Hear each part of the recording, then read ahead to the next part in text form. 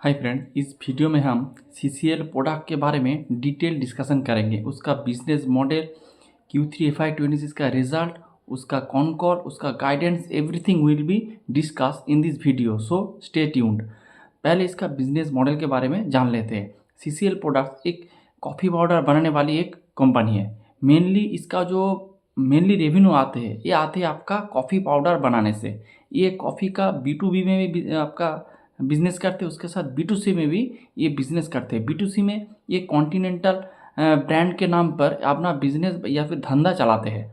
और अगर आप देखेंगे इसका B2B में ये लोग इंडिया के छोड़ के इंडिया में भी बिजनेस करते हैं। उसके साथ ये लोग वियतनाम, उसके साथ आपका UK, USA, उसके साथ वियतनाम, इंडोनेशिया, मलेशिया, चीन, आपका साउथ ईस्ट एशिया, हर इस सब कंट्री में ये लोग अपना B2B वाला सेगमेंट में करते हैं। इसके साथ B2C में भी इसका UK में B2C में बिजनेस करते हैं और आपका इंडोनेशिया पे, मलेशिया पे B2C वाला सेगमेंट में काम करते हैं। उसके साथ इंडिया में भी इसका B2C वाला ब्रांड बहुत तेज़ी से चल रहा है। उसका डिमांड बहुत ही अच्छा है और उसका ग्रोथ भी बहुत तेज़ी से बढ़ रहा है। और ये सिर्फ आपका जो डीलर डिस्ट्रीब्यूटर के थ्रू ये लोग बिजनेस नहीं करते, उसके साथ डीलर डिस्ट्रीब्यूटर के थ्रू बिजनेस करते, उसके साथ ये लोग जो मॉडर्न ट्रेड चैनल है, जैसे आपका E-कॉमर्स, क्विक कॉमर्स के थ्रू ये लोग अपना बिजनेस वगैरह भी करते हैं। और ये लोग कॉफ़ी में, हर तरह का कॉफ़ी में ये लोग अपना बिजनेस करते हैं। जैसे आपका स्प्रेड ड्राइड हो गया, फ्रिज ड्राइड हो गया, ग्राउंड नट हो गया, उसका प्रीमियम वर्सन, मास वर्सन, हर तरह का, जैसे कोल्ड कॉफ़ी वाला वर्सन, हर तरह का कॉफ़ी में ये लोग अपना B2B और B2C में बिजनेस करते हैं। और इसके साथ अगर आप देखेंगे इसका साथ ये लोग अपना थोड़ा एक छोटा वाला एक FMCG वाला पोर्शन भी ये लोग ओपन कर रहा है। जैसे आपका ये लोग टी का बिजनेस करते, उसके साथ ये B2C में टी के चाय का बिजनेस करते, उसके साथ आइस टी, फिर आपका जो स्नैक्स वगैरह, इस सब सेगमेंट में भी ये लोग अपना बिजनेस को धीरे धीरे एक्सपांड कर रहा है। तो यही इसका सिंपल बिजनेस मॉडल है। अब चलते इसका Q3 FY26 के रिजल्ट के बारे में हम देखेंगे। इस क्वार्टर में रिजल्ट मोटा मोटी अच्छा ही हुआ है। अगर आप देखेंगे इसका 38% ईयर ऑन ईयर बेसिस में इसका रिजल्ट, इसका रेवेन्यू ग्रो किया है। और 9 मंथ के इसका टोटल रेवेन्यू हो चुका है 3232 करोड़। और इसका पैट अगर देखेंगे तो 59% से ईयर ऑन ईयर बेसिस से ग्रो किया है। और इस क्वार्टर में 100 करोड़ का पैट इन लोगों ने अचीव किया है। और 9 मंथ में इन लोगों ने 237 करोड़ का पैट इन लोगों ने जनरेट किया है। अगर आप ईयर ऑन ईयर बेसिस में पैट देखेंगे तो 59% से ग्रो किया है। और 9 मंथ में देखेंगे तो 31% से इसका पैट ग्रो हुआ है। इसके साथ इसका EBITDA भी देखेंगे 49% से ग्रो किया है। तो इधर आप देखेंगे तो अच्छे से इसको ऑपरेटिंग लेवरेज मिल रहा है। तो ऑपरेटिंग लेवरेज में आपका अगर रेवेन्यू से ज़्यादा स्पीड से आपका पैट ग्रोथ होंगे तो इसे कहते हैं ऑपरेटिंग लेवरेज। या फिर रेवेन्यू ग्रो कर रहा है 38% से और पैट ग्रो कर रहा है 59%, यानी कि इनको इमेंस ऑपरेटिंग लेवरेज मिल रहा है। इसके साथ आगे पर इसका EBITDA मार्जिन देखेंगे, वो भी इंक्रीज़ किया है। 17.6% इसका EBITDA मार्जिन है, वो भी 120 Bips year on year basis और 11 Bips quarter on quarter basis में ग्रो किया है, जो कि बहुत ही अच्छा है। यही इसका मोटा मोटी Q3 FY26 का रिजल्ट है। अब चलते इसका कॉन कॉल के बारे में। कॉन कॉल के बारे में थोड़ा डिटेल में हम डिस्कस करेंगे। तो कॉन कॉल में पहले इसका वॉल्यूम के बारे में हम डिस्कस कर लेते हैं। अगर आप देखेंगे इसका जो वॉल्यूम ग्रो किया है, ऑलमोस्ट 20% से इसका वॉल्यूम ग्रो किया है। अगर आप इसका रेवेन्यू देखेंगे 38% से ग्रो किया है। इसमें से वॉल्यूम ग्रो किया है 20% से और वैल्यू ग्रोथ हुआ है 18% से। और इसका वॉल्यूम ग्रोथ का जो लॉन्ग टर्म वाला गाइडेंस था वो था आपका 10 से 20 के बीच में। और FY26 के लिए इसका वॉल्यूम ग्रोथ का गाइडेंस है 18 से 20%। और मैनेजमेंट ने कहा कि FY26 में ये लोग इस वाले जो गाइडेंस है उस गाइडेंस को ये लोग मेंटेन करेंगे, जो कि बहुत ही अच्छा है। और इसके साथ मैनेजमेंट ने ये भी कहा है, एनालिस्ट लोगों ने क्वेश्चन किया था कि FY27 के लिए आपका वॉल्यूम का गाइडेंस क्या रहेगा। मैनेजमेंट ने कहा हम गाइडेंस Q4 में देंगे। कॉफ़ी जो इसका जो रॉ कॉफ़ी बीन होता है, जो ग्रीन कॉफ़ी होता है, उसका प्राइस को देख के ये लोग अपना कॉफ़ी का जो वॉल्यूम ग्रोथ के बारे में गाइडेंस Q4 में देंगे। और इसके साथ कॉफ़ी बीन्स के बारे में भी थोड़ा डिस्कशन कर लेते हैं। इसका जो ग्रीन कॉफ़ी बीन्स ये लोग जो प्रोक्योर करते हैं, ये मेनली इंपोर्ट करते हैं। मेनली ये लोग ब्राज़ील से इंपोर्ट करते हैं, उसके साथ वियतनाम से ये लोग, और अफ्रीका से भी ये लोग अपना जो रॉ कॉफ़ी बीन्स ये लोग प्रोक्योर करते हैं। और मैनेजमेंट ने भी कहा इस साल में कॉफ़ी बीन्स का प्रोडक्शन बहुत ही अच्छा हुआ है। तो अभी तक जो कॉफ़ी बीन्स का जो प्राइस है वो मोटा मोटी स्टेबल है। अगले साल कॉफ़ी बीन्स का प्राइस बहुत ही एलिवेटेड लेवल पे था, लेकिन इस साल में कॉफ़ी का जो प्राइस है, रॉ कॉफ़ी का जो प्राइस है वो अच्छे लेवल पे है, जो कि आपको जो वैल्यूएशन और उसके साथ वॉल्यूम ग्रोथ में एक आपको अच्छे स्टेबिलिटी देंगे। इसके साथ हम नेक्स्ट डिस्कस करेंगे इसका कैपेसिटी और यूटिलाइजेशन के बारे में। अगर आप इसका कैपेसिटी देखेंगे, इसका पहला वाला जो कैपेसिटी था वो 40,000 MTPA था, इंडिया वाला कैपेसिटी। उसके साथ आपका 37,000 MTPA कैपेसिटी था जो वियतनाम का लिए था। तो टोटल आपका हो गया 77,000 कैपेसिटी हो गया था, वो पहला वाला कैपेसिटी था। लेकिन मैनेजमेंट ने 2-4 क्वार्टर पहले एक नया वाला कैपेसिटी इन लोगों ने लॉन्च किया था इंडिया में, जिसका कैपेसिटी था 35,000 MTPA, और ये आपका फ्रीज ड्राइड कॉफ़ी का एक कैपेसिटी था। और तो टोटल इसका जो अभी कैपेसिटी है, तो आप देखेंगे ऑलमोस्ट 1,12,000 MTPA इसका अभी का करंट कैपेसिटी है। और अभी जो यूटिलाइजेशन चल रहा है 65% के में इसका यूटिलाइजेशन चल रहा है। और मैनेजमेंट ने ये भी कहा है कि अगले 2 साल के अंदर इसका कैपेसिटी 80 से 85% के बीच चला जाएंगे। फिर ये लोग डिसाइड करेंगे नया कैपेसिटी किधर और कितना MTPA का लगाना है। अभी तक उन्होंने नया वाला कैपेसिटी के बारे में कुछ डिसीजन वगैरह नहीं लिया है। जब इस कैपेसिटी 80 से 85% रीच कर जाएगा अगले 2 साल के अंदर, तब नया वाला कैपेसिटी के बारे में ये लोग अपना सोच विचार चालू करेंगे। ये इसका कैपेसिटी यूटिलाइजेशन। फिर चलते इसका EBITDA गाइडेंस के बारे में।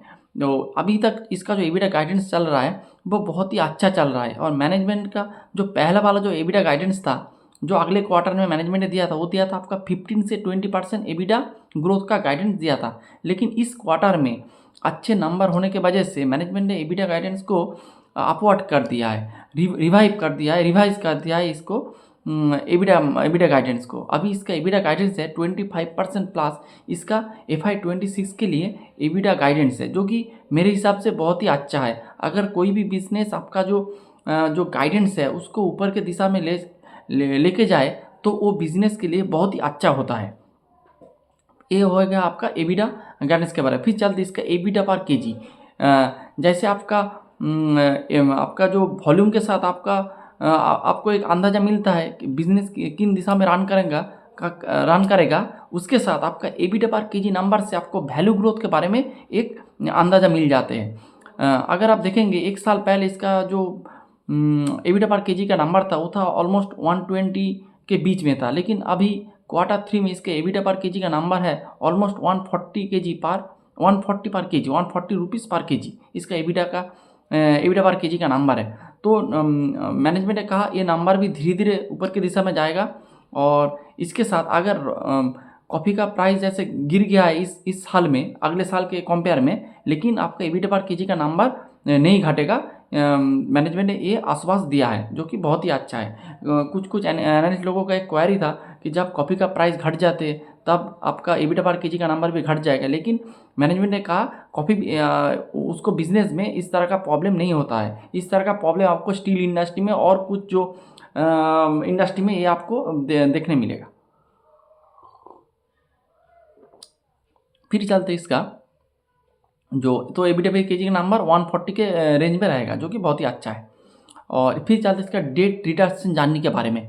तो अगर आप देखेंगे 1 साल पहले इसका डेट था ऑलमोस्ट 2000 करोड़ इसका डेट था। लेकिन मैनेजमेंट ने इस डेट को रिड्यूस करके कर दिया है ऑलमोस्ट 1300 के लगभग इसका डेट को रिड्यूस करके कर दिया है। और मैनेजमेंट का गाइडेंस है ये लोग 1200 के बीच ये लोग अपना रेट को रिड्यूस कर देंगे आफ्टर कंप्लीट ऑफ FY 26।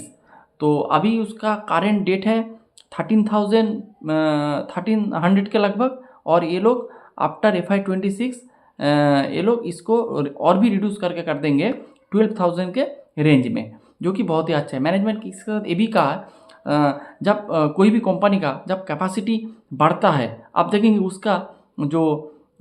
उसका जो डेट का नंबर है वो ऊपर की दिशा में जाते हैं। जैसे आपका कैपेसिटी बढ़ेगा तो आपको फंडिंग लगता है, तो आप जब फंडिंग आपको लगेगा तो आपको बाज़ार से डेट लेना पड़ेगा। लेकिन इस कंपनी के साथ ये रिवर्स हो रहा है, क्योंकि आपका कैपेसिटी बढ़ रहा है लेकिन आपका जो डेट का लेवल है वो टुवर्ड्स नॉर्थ साउथ जा रहा है, कैपेसिटी टुवर्ड्स नॉर्थ और डेट टुवर्ड्स साउथ, जो कि बहुत ही बढ़िया है मेरे हिसाब से। और इसका जो डेट का जो रेट ऑफ इंटरेस्ट है वो है आपका 7% पर एनम। 7% एनम में ये लोग अपना इंटरेस्ट वगैरह पे कर रहा है। तो ये बात है। फिर चलते इसका फ्री कैश फ्लो के बारे में थोड़ा डिस्कशन कर लेते हैं। अभी मैनेजमेंट ने कहा इसका जो फ्री कैश फ्लो का नंबर है वो बहुत ही तगड़ा है, और अगर आप इस क्वार्टर में देखेंगे तो इसका फ्री कैश फ्लो है ऑलमोस्ट 700 करोड़। 9 मंथ में इसका फ्री कैश फ्लो का नंबर है 700 करोड़। FY26 के एंड में इसका नंबर 700 करोड़ से ऊपर ही जाएगा। मैनेजमेंट ने कोई एग्जैक्ट नंबर नहीं दिया है, लेकिन मैनेजमेंट ने कहा इससे ऊपर जाएगा फ्री कैश फ्लो का नंबर। तो इस बिजनेस में आपको अच्छा फ्री कैश फ्लो मिल रहा है, जो कि बहुत ही अच्छा है। कोई भी बिजनेस हो अगर उसमें फ्री कैश फ्लो मिलेगा तो आपको डे टू डे जो ऑपरेटिंग एक्सपेंस होता है उसको आपको चलाने में कोई दिक्कत नहीं होगी, ये बात है। फिर चलते इसका ऑपरेटिंग मार्जिन में। अगर आप इसका ऑपरेटिंग मार्जिन, मैनेजमेंट ने कहा कि 5 से 8% के बीच में इसका ऑपरेटिंग मार्जिन रहेगा, और मैनेजमेंट ने कुछ एग्जैक्ट फिगर नहीं दिया है, एक बीचों बीच वाला एक रेंज मैनेजमेंट ने पकड़ दिया है, जो कि ठीक ठाक है, कोई दिक्कत की बात नहीं है। फिर चलती इसका मार्केट। अगर आप इसका मार्केट देखेंगे, ये तो इंडिया में डोमेस्टिकली काम करते ही है, डोमेस्टिकली B2B में काम करते हैं, उसके साथ B2C में भी काम करते हैं। और इसका B2C वाला सेगमेंट आप देखेंगे ऑलमोस्ट 40 से 50% ईयर ऑन ईयर बेसिस में ग्रो कर रहा है। और इसका जो कॉन्टिनेंटल ब्रांड के थ्रू ये जो अपना जो प्रोडक्ट वगैरह लॉन्च कर रहा है थ्रू डीलर डिस्ट्रीब्यूटर एंड उसके साथ आपका जो मॉडर्न ट्रेड चैनल है, उसमें इस प्रोडक्ट बहुत ही तगड़ा सेल्स दिखा रहा है। हो सकता है आपका जो बेस थोड़ा लो है, फिर भी उस लो बेस के ऊपर भी 30 से 40 से 50% के बीच आपका सेल्स ग्रोथ हो रहा है, जो कि बहुत ही अच्छा है। और इसका मार्केट ये लोग धीरे धीरे USA में भी इसका मार्केट से ये लोग अपना बिजनेस चलाते हैं, उसके साथ आपका UK, आपका चाइना, वियतनाम, इंडोनेशिया, मलेशिया, उसके साथ आपका साउथ ईस्ट एशिया, हर तरफ इसका बिजनेस फैला हुआ है। तो सब कुछ मोटा मोटी ठीक है। इसके साथ इसका ब्रांड रिटेल सेल भी बहुत तगड़ा चल रहा है, जो कॉन्टिनेंटल ब्रांड के थ्रू आते हैं। इसमें बहुत डिफरेंट टाइप्स ऑफ कॉफ़ी ये लोग अपना प्रोडक्ट वगैरह है। इसके साथ इसका कैपेसिटी के बारे में डिस्कशन करते हैं। FMEG कंपनी के बारे में भी मैंने डिस्कस कर दिया है बिजनेस मॉडल में। ये लोग सिर्फ इसका मेजोरिटी जो रेवेन्यू आते हैं वो आते हैं आपका कॉफ़ी बिजनेस से, लेकिन इसके साथ ये पैरेलली एक FMCG वाला सेगमेंट भी ये लोग ग्रो करना चाहते हैं। उसमें ये लोग जैसे चाय, उसके साथ आइस टी, आपका उसके साथ आपका जो स्नैक्स वगैरह ये सब भी ये लोग सेल कर रहा है, लेकिन उसका कंट्रीब्यूशन ना के बराबर है, बहुत ही छोटा वाला उसका कंट्रीब्यूशन है। और ये लोग पहले छोटा सेगमेंट से लेके चालू कर रहा है। अगर वो हिट हो जाएंगे तो पूरे पैन इंडिया में ये लोग अपना डिस्ट्रीब्यूशन के थ्रू ये लोग अपना माल वगैरह भेज देंगे। तो यही बात है, यही मोटा मोटी डिस्कशन है। बिजनेस बहुत ही अच्छा रन कर रहा है, मैनेजमेंट ही तगड़ा मैनेजमेंट है, और बिजनेस स्लो एंड स्टेडी बहुत ही अच्छा रन कर रहा है। इस बिज़नेस भी आपको अच्छे से ट्रैक करना चाहिए। अगर आप पूरा कॉफ़ी इंडस्ट्री देखेंगे, इसमें विंटेज कॉफ़ी करके कंपनी है और CCL प्रोडक्ट करके कंपनी है। Both the company are try to be part of a retail segment. Vintage भी धीरे धीरे रिटेल सेगमेंट में अपना पैर जमा रहा है, उसके साथ CCL प्रोडक्ट तो पैर जमा रही है, उसका तो अच्छा खासा प्रेजेंस भी है। वो अभी साउथ में उसका प्रेजेंस बहुत ही तगड़ा है। नंबर 2 में उसका अभी मार्केट शेयर में वो नंबर 2 है साउथ में, और साउथ को छोड़ के धीरे धीरे नॉर्थ, ईस्ट, वेस्ट में भी अपना प्रेजेंस वगैरह छोड़ रहा है, जो कि बहुत ही अच्छा है। उसके साथ अगर आप इसका वैल्यूएशन वगैरह करेंगे तो आप देखेंगे इसका मार्केट कैप है ऑलमोस्ट 13,000 के लगभग इसका मार्केट कैप है। अगर आप इसका फॉरवर्ड पी कैलकुलेशन करेंगे तो 35 से 40 के बीच आपको एक कंपनी मिल जाएगा जिसका ग्रोथ मोटा मोटी 30 से 40 से बीच चल रहा है। तो आपको मोटा मोटी एक के पेग रेशियो में आपको इस बिजनेस मिल रहा है। उसके साथ आपका विंटेज कॉफ़ी भी बहुत ही अच्छा नंबर शो कर रहा है, उसका भी कैपेसिटी बहुत तगड़ा चल रहा है। वो पहले B2B वाला सेगमेंट में काम करता था, लेकिन अब धीरे धीरे वो भी B2C वाले सेगमेंट में अपना पैर जमा रहा है। तो यही था विंटेज कॉपी के बारे में एक डिटेल वीडियो मैंने पहले कर दिया है। इस वीडियो के कमेंट सेक्शन में उस वीडियो का लिंक हम दे देंगे। और इसके साथ मैं एक P2P वाला एनालिसिस वीडियो यानी कि vintage copy versus CCL product का एक वीडियो हम लेके आएंगे, फिर कंपेयर करेंगे कौन सी कंपनी को हम रैंक 1 में रखेंगे और कौन सी कंपनी को हम रैंक 2 में रखेंगे। तो यही था आज का video. Hope you like the video and please don't take it a buy sell का recommendation. This is purely a education video. Thanks for watching the video.